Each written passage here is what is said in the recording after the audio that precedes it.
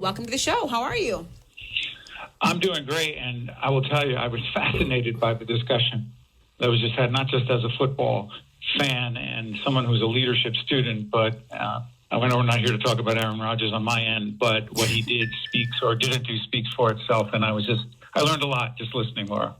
Well, thank you. I'm glad that you are a part of it, and I'm glad that you are a part of the conversation now, because I know we will learn a lot from you, particularly as it relates to, frankly, there is an intersection here, right? COVID-19 left no stone unturned, left no football unturned, left no state election unturned, and it was a key issue in a place like New Jersey. We know, of course, New York, the former governor, Governor Cuomo, got a lot of controversy, and he was vilified for nursing home deaths that were tied to COVID. But that was also an issue in New Jersey, right? It was a huge issue, Laura. In fact, in an in-depth interview I did on public television with Governor Murphy, 3 times I asked him different situations. Governor, listen, you did the same thing that Governor Cuomo did in New York. The big difference in New York is that they undercounted the number of people who died in nursing homes, who were sent back, who had COVID from hospitals back into nursing homes. But Murphy did the same thing, Laura. He sent people who had COVID back into nursing homes. And I asked him, Governor, do you regret it? Was it a mistake? Was it a problem? Do you own it? Nope. It's on the nursing home leaders. They told us they could handle us, except the problem is nursing home leaders, in fact, did tell Governor Murphy, we can't do this. We don't have the PPE. We don't have the ability to separate people in terms of who's got COVID, who doesn't have COVID, the masking policies, et cetera, et cetera. 8,000 plus people died. And that's not on the governor to me, because as a student of leadership, I don't like when people Monday or Thursday afternoon quarterback and say, I would have done this, I would have done that. Yes, the governor made a call, but own the fact that you didn't make sure that the nursing homes, as a leader, you've got to strategically micromanage. Did they have what it took to protect patients? They didn't. They were sent back. There should have been something else done, and the governor owns none of it. Jack Ciattarelli, the Republican opponent, hammered away at that again and again, unfairly, in my view, put it at the feet of the governor and said he was at fault for those deaths. Not true. But the governor never owned that decision, and to me, Laura, that was a massive problem.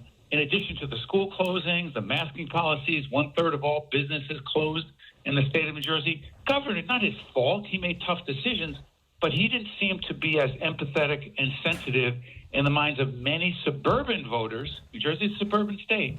Blue, yes, but not blue like Massachusetts or blue like California. A lot of those businesses were in the suburbs. They voted against Governor Murphy, even though he won by a small margin with 1.1 million more Democrats than Republicans. And finally, Donald Trump getting crushed, very unpopular in New Jersey, by 16 percentage points by Joe Biden. 1 percentage point Murphy wins by, not impressive. That's a really fascinating point. The idea of, first, just how narrow the victory was, considering all the different facets of it. And I think the expectation was, that this issue was almost singular to New York. But in fact, just the media focus was on what was going on there. And people in New Jersey obviously knew what was going on in their own homes as well. But the issue of how it relates to COVID, the impact of COVID on businesses throughout the state, has also been a really big issue in New Jersey that I think people often overlook. Just the impact of is it the mandates that have been the issue? Has it been the she session, as we call it? Has it been the fact that schools were closed, therefore parents were forced to figure out how they could possibly still go to work and care for their children? All of the above. And the other thing is this, and again, this isn't about simply criticizing the governor. It's about the fact that when he made these decisions unilaterally through executive order, be clear, and you know the legal system and you know the separation of powers better than most. By executive order, not through the legislature supporting it, the governor said we're going to close these businesses, not those businesses. So here's the thing. If gyms were closed and a Costco could sell one product, but that product could not be sold in another, like a beauty product. Like a beauty product could not be sold in a hair salon, but it could be sold in a Costco. The problem was there was so much inconsistency in the minds of many business leaders. They felt that the governor wasn't explaining why the differences, why the inconsistencies. And again, I'll repeat myself, that he was just saying, look, public health trumps, sorry to use that expression, all of these business concerns. I understood it in the beginning, but over time, the governor really faced a lot of pressure with business leaders and others and parents. You saw those ridiculous, I shouldn't say ridiculous, I take that back. I sound like Terry McAuliffe, who said something really ridiculous about parents having no voice. The 12 faithful words, yep. Oh, my God. I mean, never mind. I know we're here to talk about New Jersey, but frankly, Governor Murphy, in my view, was not listening to parents enough, or at least they felt he was not, especially in the suburbs. They had nowhere to go. There was so much frustration. Forget about the $4, for a gallon of gas, et cetera, supply chain. You put it all together, all connected, a lot of it with COVID. You got to vote against the incumbent. He happened to be the incumbent, Democrat or not, a Democratic state. It all turned against Murphy. He still wins by 1 percentage point. And I know we're not here to talk about progressive politics, but the governor has to realize New Jersey is a Democratic state, but a middle-of-the-road, more moderate Democratic state. Well, that's important. I mean, to think about, and again, we often talked for the past several months in the early of the administration, for Biden administration, was about the identity crisis. When it was the campaign leading up to the 2020 election, and you had the full slate of people vying for the DNC nominee, there was a conversation about, what is the true identity of the Democratic Party? Where does it fall on the spectrum?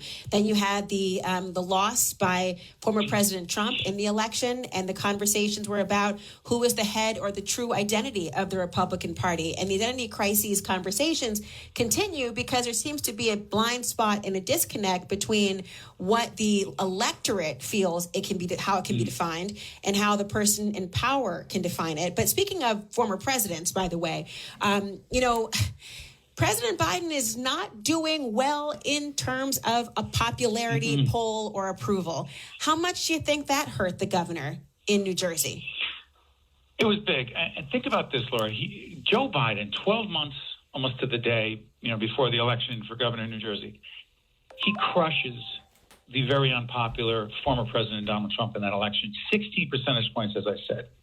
Trump was toxic in New Jersey, toxic in Virginia, toxic to the point where the Republican gubernatorial candidate, and one of the reasons he was even this close was because he stiff-armed, I know we were talking about football before, he stiff-armed Trump and said, stay away. The Republican candidate, who's now going to be the governor of Virginia, stiff-armed Trump and said, we don't need you here. Don't come here. Now, of course, Trump's trying to get credit for it. But the bigger issue was that while the Democrats were bashing Trump and saying the Republican in New Jersey running for governor was tied to Trump, Trump came nowhere near New Jersey. The reality is Joe Biden and the Democrats in Congress. And listen, there's a lot of that agenda, Build Back, America, I think Build Back Better, I think makes a lot of sense.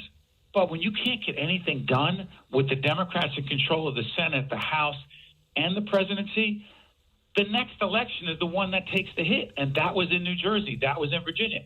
There's a big spillover for the congressional races, the House races, 2 or 3 of which are in New Jersey, very much in play now, where Democrats are now at risk to lose because the Republican killed, if you will, Governor Murphy in those districts. The balance of power in the House of Representatives could be greatly influenced by the election for the House seats just in New Jersey next year. That's how much this race in New Jersey means nationally in 2022. And in terms of some of the other larger issues, too, I mean, law enforcement has been an issue, as we know, that has taken precedent and can often be the distinguishing factor between how the Republican electorate versus the Democratic electorate can actually decide who to vote for. We've seen this issue, particularly in the last 18 months, being a very, very polarizing issue when it comes to slogans like defund the police, which, of course, in Minneapolis, That's right. that transformed into really a more holistic approach and saying, let's remove it from not defunding the police, but putting it into a public safety program overall and elaborating on the concept. And they were voted down in Minneapolis, as you've said. So what about the issues of the so-called progressive agenda? And you're talking about New Jersey being Democratic and blue, but really more middle of the road. How does it play out? And what do you think is going to happen and portend, say, for the midterm elections? Well, first of all, for years on CNN, I've listened and watched you as well as on Sirius talk about these issues, particularly in given the horrific murder of George Floyd on camera, if you will, by that police officer and those who stood and watched. Now, here's the problem that I see, not as a legal expert, but someone that tries to understand public perception. The need to drastically, radically reform police operations the way police protect each other when horrible things happen to disproportionately people who are black and brown. That has been transformed from this defund the police mentality to an anti-police mentality to we don't need the police mentality. And in a state like New Jersey, where it is largely, again, suburban and in urban communities, I'm born and raised in Newark, New Jersey, crime is a massive issue there, as it is in my hometown of Montclair here. But here's the reality. That doesn't play. That won't hunt. The problem with that is Murphy couldn't find the balance. Yes, he won the race by 1 percentage point, but he had to find a way to be pro-police, but proper policing, community policing, not against the police. And the problem is he was perceived as being anti-police. I'm not sure he is, but he couldn't find that balance so that suburban voters felt, you know what? Yes, of course we need to reform police activities. Yes, black and brown people are disproportionately targeted. New Jersey has one of the worst racial profiling problems in the nation. But Murphy seemed to be seen by many in the suburbs, disproportionately white, as someone who, quote, wasn't supportive of cops. It wasn't only cops who didn't support him. It was families of cops and communities worried about crime. It was a perception problem he had, and he moved so far to the left in the eyes of many that he didn't strike that balance. And boy, Jack Ciattarelli, born and raised in New Jersey, suburban guy, he seemed to connect with those independents and conservative, if you will, Democrats. A lot of this is a perception game, Laura, and you know as well as I do that Murphy and others have to find a way to be progressive but not be seen as against the police.